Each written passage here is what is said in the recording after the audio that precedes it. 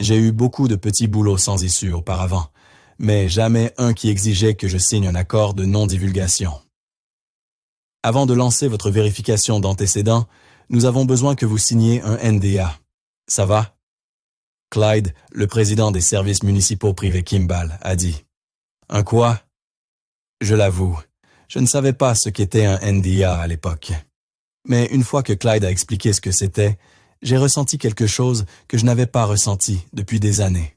Je me suis senti important. Pour que ce soit clair, si je signe ça, je ne peux rien dire à personne sur ce que je fais pour mon travail, ai-je demandé. Vous pouvez dire aux gens que vous nettoyez les égouts pour Kimball Services municipaux privés. Mais vous ne pouvez pas divulguer de détails sensibles concernant nos clients, a-t-il dit. Comme quoi? Il nous arrive de tomber sur des choses étranges dans les égouts, et nos clients ne veulent généralement pas que cela se sache, a-t-il dit. Comme des cadavres? Il y a eu une pause gênante. Il parle définitivement de cadavres. Parce que j'ai vu 1 million de films d'horreur, et les cadavres ne me dérangent pas du tout, ai-je dit, espérant le rassurer.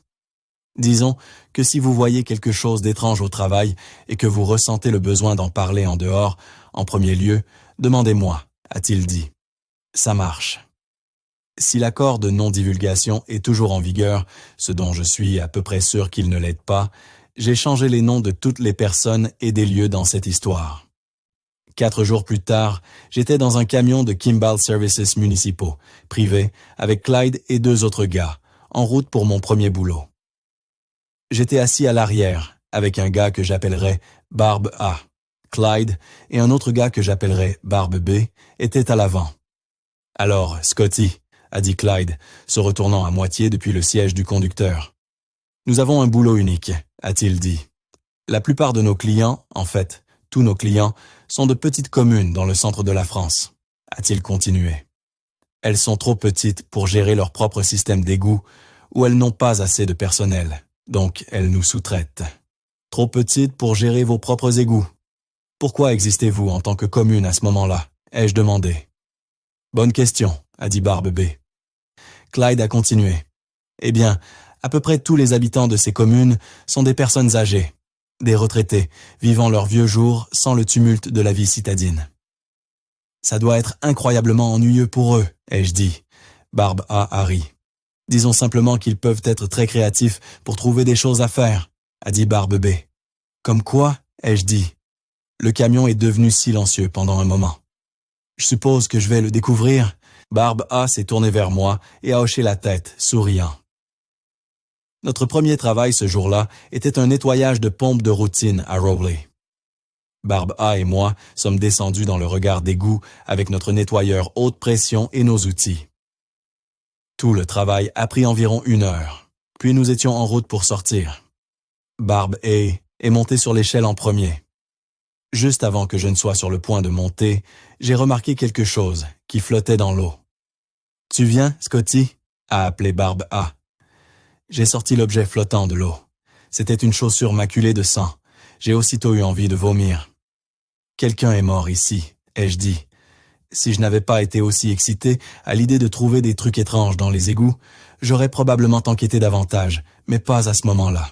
« Oui, peut-être, » a dit Barbe A. J'ai grimpé l'échelle à toute vitesse, et apparemment je devais avoir l'air très choqué, car Clyde et Barbe B ont commenté là-dessus. « Jésus, tu as vu un fantôme là-dedans, Scotty ?» a demandé Barbe B. « Non, ça va. Juste, tu sais, l'odeur de merde partout, » ai-je dit maladroitement. Barbe A ri.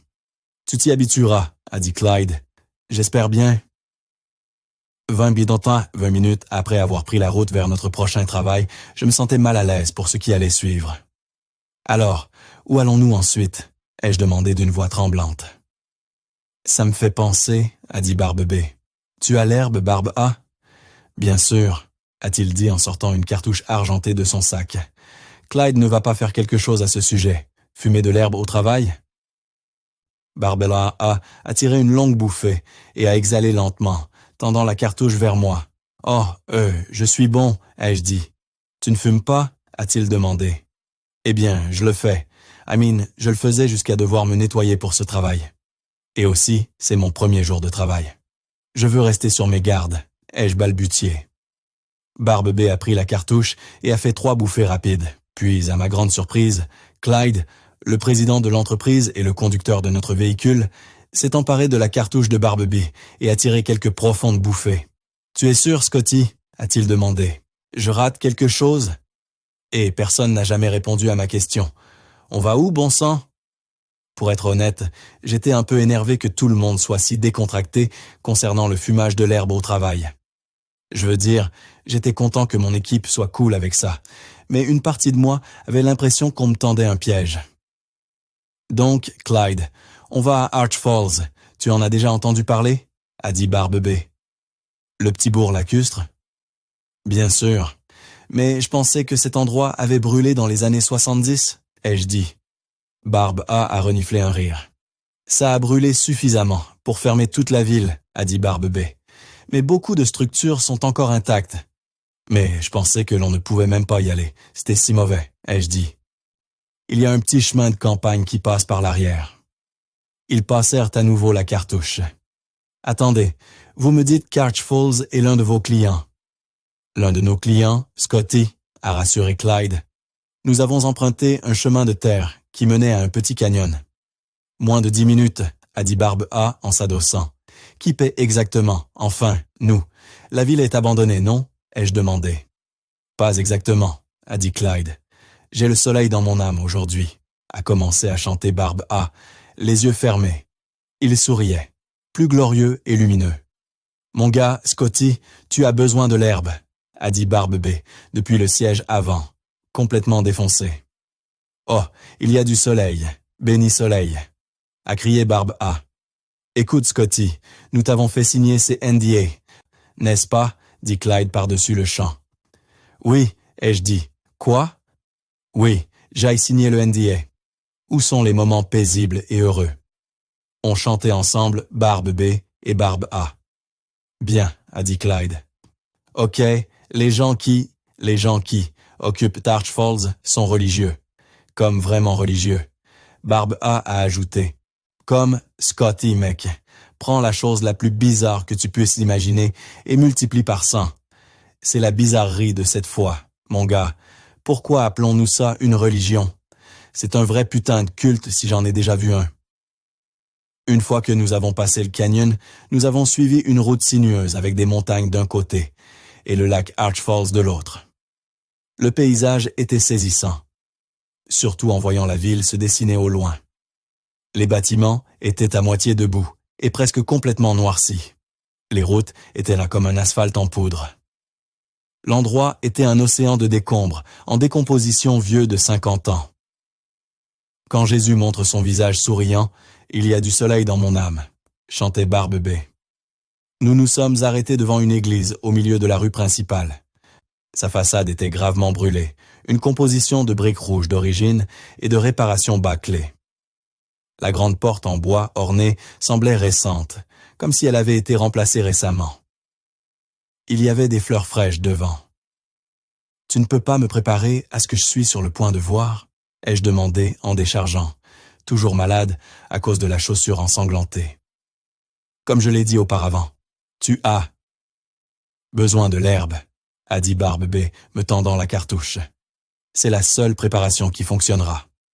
Je l'ai pris à contre-cœur, j'ai zippé ma combinaison et pris une profonde bouffée. Nous avons ouvert le regard d'égout sur le trottoir devant l'église et sommes tombés dans le vaste tunnel d'égout. C'était immense, le genre d'égout souterrain que l'on attendrait de New York, pas d'une petite ville fantôme en France. Tandis que nous traversions les eaux d'égout, nos lampes torches flottant au fil du long tunnel, Clyde m'a donné un aperçu partiel. Le client s'appelle Ministère Crescent. C'est comme une branche de l'église mormone, je suppose. Beaucoup de personnes âgées, a dit Clyde. Des vieux riches, a ajouté Barbe A. Nous avons atteint un croisement de tunnels et avons tourné à gauche. Le bruit de l'eau qui coulait résonnait dans les tunnels. La plupart d'entre eux vivent ici dans la ville. Je sais que les bâtiments ont l'air abandonnés, mais la plupart ne le sont pas. En fait, les seules personnes qui occupent cette ville viennent des ministères Crescent. Et les trucs étranges que vous mentionniez? Eh bien, au fil des ans, les ministères Crescent ont développé des rituels intéressants, a dit Clyde, Des rituels qui causent d'énormes problèmes de plomberie, a dit Barbe A en riant. Nous avons tourné un coin et j'ai pu voir une lumière au bout du tunnel, littéralement. Il semblait s'agir du point de sortie des égouts. Les eaux usées se déversent dans un énorme bassin par là-bas, a dit Clyde. Sauf que, évidemment, c'est bouché en ce moment. Donc, nous voilà, ai-je dit. Effectivement. Alors que nous nous approchions à une centaine de pieds de la sortie, l'eau atteignait 3 pieds de profondeur. Plus nous approchions du bouchon, plus l'eau devenait profonde. L'odeur était horrible, pire que l'urine et les excréments. L'eau était épaisse et pleine de débris. Suivez simplement notre exemple et essayez de garder votre calme si possible, a dit Clyde. Alors que nous continuions, les débris commençaient à trouver des formes similaires, des formes corporelles. Sacre bleu, ai-je murmuré. Les égouts étaient pleins de corps, habillés de blanc, flottant dans l'eau. La plupart d'entre eux flottaient face vers le ciel, avec leurs bras et jambes attachés ensemble. De petits canaux d'eau enroulés autour de leur cou maintenaient leur tête à la surface. Oh oui, et leurs yeux étaient ouverts. Les 3 autres continuaient sans être affectés par le tunnel. C'est alors que quelque chose m'a mordu. « Merde !» ai-je crié. J'ai pointé ma lampe vers la source de la douleur et j'ai vu un homme habillé de blanc, face vers le ciel, les mains attachées devant lui. Ses globes oculaires brillaient sur l'arrière-plan sombre, mais étaient rouges et enflés. « Faites-moi sortir d'ici !» a dit l'homme d'une voix rauque. « Sacre bleu, ai-je dit en m'éloignant de lui. « Les gars, nous avons un vivant ici, ai-je hurlé. « Je vous en prie, a gémi l'homme. « D'accord, je vais vous aider. 1 minute, ai-je dit. « Les gars !» Il continuait d'avancer, s'enfonçant de plus en plus loin. J'ai commencé à me frayer un chemin à travers l'eau, qui était maintenant à la taille, me faufilant entre les corps morts. Plus je continuais, plus les voix résonnaient. Certaines étaient chuchotées, certaines étaient fortes, certaines chantaient, d'autres babillaient, certaines suppliaient. Combien de ces corps étaient vivants? J'ai été dans cette merde pendant 3 jours. Faites-moi sortir, a dit l'un d'eux. Il y a du soleil dans mon âme aujourd'hui, chantait une femme d'une voix basse. Il y a l'obscurité avant la lumière. Il y a l'obscurité avant la lumière, murmurait un autre. Je continuais plus loin, essayant de retenir ma respiration. Plus je m'approchais de la fin du tunnel, plus les corps morts étaient nombreux. Ils étaient habillés de blanc comme les autres, mais leurs visages étaient enflés et gorgés d'eau. Tous leurs yeux semblaient ouverts. En inspectant de plus près l'un des corps, j'ai réalisé pourquoi. Ils n'avaient pas de paupières. Mon cœur battait à toute vitesse. Clyde, Barbe B et Barbe A étaient tous à l'extrémité du tunnel, en train de découper le bouchon. « Clyde, Barbe B, pourquoi personne ne me répond ?» ai-je hurlé. Clyde s'est retourné et m'a fait signe de venir. « Nous avons besoin de ton énergie, Scotty », a-t-il dit. Alors que je m'approchais d'eux, j'ai vu sur quoi ils coupaient. Bien sûr, c'étaient des corps morts, empilés à 8 pieds de hauteur. « Bienvenue à Arch Falls », a dit Barbe A, me tendant une sorte de machette. « Les gars », ai-je commencé, avant de ressentir une vague de nausées passer. Barbe A et Barbe B continuaient à frapper les corps qui obstruent le tunnel, avec un bruit sourd. « Je ne peux pas faire ça, ai-je dit. « Scotty, je sais que c'est bizarre, mais c'est leur religion, » a dit Clyde au-dessus du son des corps en décomposition. « Il y a des vivants derrière moi, » ai-je dit. « Je ne sais pas quoi te dire, mec. C'est leur croyance. Ils voient l'obscurité avant la lumière, ou une connerie du genre, a-t-il dit. Leurs paupières... Ouais, c'est flippant à mort, crois-moi, a dit Clyde. Sacrément, ouais, le bouchon est dégagé, a hurlé Barbe A. L'eau a commencé à s'écouler à nouveau, emportant les corps le long du tunnel, vers le point de sortie où ils se sont précipités, à 30 pieds dans le bassin en contrebas. « Il y a du soleil dans mon âme aujourd'hui », chantait une autre femme juste derrière moi. Ses yeux étaient rouges et presque enflés, mais elle souriait. « Jésus », ai-je dit en la voyant flotter. « Nous avons une sœur chanteuse », a annoncé Clyde. « J'ai compris », a dit Barbe A. « Plus brillant que le soleil », chantait-elle pendant que Barbe A s'approchait d'elle. « Ma sœur, es-tu prête pour le soleil » a-t-il demandé dans un ton de pasteur moqueur. « Mon frère, je suis prête pour le soleil. Montre-moi le soleil, cria-t-elle. Jésus-Christ, j'arrive. Barbe a levé sa machette haut sur sa tête et l'a abattue sur sa gorge, lui tranchant instantanément la tête. Une combinaison d'eau d'égout pourri et de sang éclaboussa nos visages. « Bon sang, qu'est-ce qui se passe ?» hurlai-je. Barbe B a fait un high-five à Barbe A. C'était hyper propre, mon frère. Les restes de la femme flottaient encore 30 pieds avant d'atteindre la fin du tunnel, puis ont disparu. Les voix devenaient de plus en plus fortes, alors que le groupe de corps vivants se dirigeait vers nous. « Veuillez, oh mon Dieu, veuillez me sortir de ce tunnel de merde. » Ce n'est pas ce que le pasteur Arty a dit. Il n'a pas dit que nous serions piégés dans un tunnel d'égout pendant des jours comme ça, a dit un homme flottant, affolé. Une autre femme flottante a parlé. « Peter, ça suffit mon frère, notre heure approche. »« Bonjour mes frères et sœurs, » a dit Barbe B. Barbe A et Barbe B ont levé leurs machettes et ont frappé leur tête. L'homme, Peter, a reçu une lame en plein visage. La femme a eu le haut de son crâne arraché. J'ai vomi dans l'eau. Clyde m'a tapoté l'épaule, regardant froidement l'eau, s'assurant qu'elle coulait correctement. C'est un peu choquant au début, je comprends totalement. L'eau a de nouveau ralenti. « Faites chier, » a dit Clyde. « On a un autre bouchon. »« Pas possible, » a dit Barbe B. « Je suis épuisé. Trop de tueries pour un jour. »« Scotty est frais, » a dit Barbe A. « Et en plus, il a fait des trucs depuis qu'on est ici. » Il m'a passé une machette. « Tu peux y arriver, mon gars. » J'ai dégluti, en essuyant le vomi de mon menton. J'ai regardé Clyde, notre leader intrépide, pour obtenir des conseils. « Barbe B, Barbe A, vous prenez 10 minutes. Scotty, va au point de congestion là-bas, au bout du tunnel, et dégage ça, a-t-il dit. Déblayer? Tu sais ce que ça veut dire, a-t-il dit. Et tiens, prends ça. Il m'a passé la vape.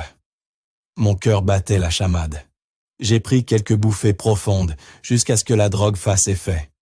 Je me suis senti léger, insouciant. J'ai hoché la tête lentement et fermé les yeux. J'ai saisi la machette et ai commencé à me diriger vers la fin du tunnel, slalomant entre les corps flottants. Les voix s'appelaient les unes les autres. Certaines criaient, certaines chantaient, certaines appelaient. J'ai essayé de les ignorer au mieux. Près de la fin du tunnel où se trouvait le bouchon, les corps étaient empilés 4 par 4. J'ai fermé les yeux et stabilisé ma respiration. Il y a du soleil dans mon âme aujourd'hui. « Commence à frapper, Scotty !» a crié une des barbes au fond du tunnel. J'ai levé la machette et ai frappé fort, frappant à l'aveugle les corps. Je ne sais pas combien de personnes vivantes j'ai frappé, mais les cris étaient assourdissants. « Encore quelques-uns » a dit une barbe. Alors, je l'ai fait encore quelques fois. Frappe, craquement, bruit sourd. Le tas a finalement cédé et l'eau a recommencé à s'écouler, cette fois beaucoup plus fort. J'ai sauté sur le côté du tunnel, laissant les corps flotter et prendre leur dernier plongeon. « C'était rapide, Scotty. Bravo !» a crié Clyde au-dessus de l'eau qui s'écoulait. Je l'admets, je me suis senti fier. Troublé, oui. Malade, absolument. Mais les autres gars étaient impressionnés, et ça me convenait. J'ai commencé à marcher contre le courant, qui devenait de plus en plus difficile à mesure que le flux se renforçait. Quand j'étais à 15 pieds de la sortie du tunnel, j'ai ressenti une nouvelle morsure à ma jambe. « Jésus, vous rigolez !» ai-je crié. Je me suis retourné pour voir le mordeux passer devant moi. « Je vous en prie, suppliait-il, alors que son corps flottait jusqu'à la sortie du tunnel et chutait dans l'abîme. « Bon sang !» ai-je dit en levant ma jambe hors de l'eau. Un groupe de 3 corps dérivait sur le côté et a rencontré un fort courant, me percutant et me faisant tomber à la renverse. Je suis tombé sur le dos, la tête tournée vers la sortie du tunnel. Je filais droit vers la chute. « Aidez-moi !» ai-je hurlé. Le bruit de l'eau était si fort que je ne pouvais pas entendre si les gars répondaient. J'ai essayé de nager à contre-courant, mais il y avait tellement de corps sur mon passage que je ne pouvais pas prendre appui. « Venez avec nous !» a dit une vieille femme, les yeux écarquillés et rouges. J'ai essayé de mettre mes pieds au sol pour trouver une prise, mais je ne pouvais pas. L'horreur pure me remplissait les os en réalisant ce qui allait arriver. La lumière au bout du tunnel devenait de plus en plus brillante. Les échos du tunnel s'estompaient, cédant la place à l'univers terrestre. Et puis, engouffré dans la lumière éclatante du soleil réfléchi par le bassin, je suis tombé. Je me suis préparé à un impact qui ne vint jamais. Parce que je ne tombais pas. Je volais à 100 km à l'heure vers les cieux. Un cœur chantait « Il y a du soleil dans mon âme aujourd'hui, plus glorieux et lumineux. » Je regardais autour et vis d'anciens habillés de blanc, les bras tendus, non attachés comme dans le tunnel, et leurs paupières semblaient normales. Ils se regardaient avec tendresse. Quelqu'un a attrapé ma main. C'était le mordeux du tunnel, mais il n'était plus en colère.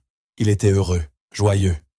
Quelqu'un a pris ma deuxième main, une vieille femme aussi heureuse que je reconnaissais du tunnel.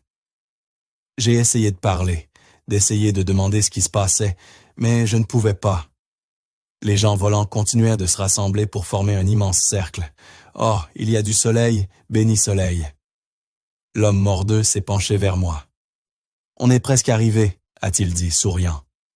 J'ai dirigé mon regard vers ce qui semblait être une source de lumière blanche omniprésente. « Maison », a dit quelqu'un.